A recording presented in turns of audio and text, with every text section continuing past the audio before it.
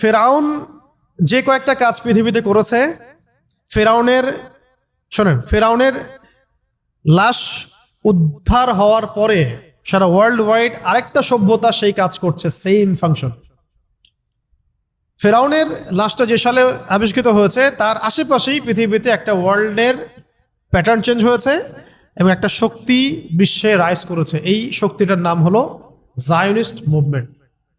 আপনারা অবাক হয়ে যাবেন, যে সালে ফেরাউনের লাশ উদ্ধার করা হয়েছে তার 10-20 সালের কাছাকাছিতেই ডানে বামেই সারা ওয়ার্ল্ড ওয়াইড একটা মুভমেন্ট চালু হয়ে গেল, সেটার নাম হলো জায়নিস্ট মুভমেন্ট। এটার অস্তিত্ব এর আগে ছিল না।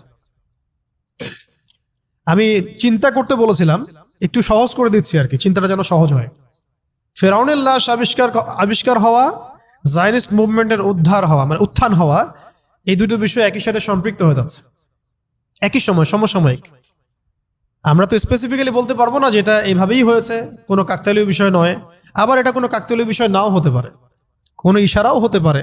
ওয়াল্লাহু আ'লাম বিসওয়াব, আল্লাহ ভালো জানে। এখন জায়নিস্ট কারা আগে বুঝে নেই, তারপরে ফাংশনে আসে। জায়নিস্ট কারা? শুধু ইহুদিরা? নো। শুধু খ্রিস্টানরা? নো। শুধু কি উগ্রবাদী মুশরিকরা যারা আমাদের বাড়ির পাশে আছে? নো।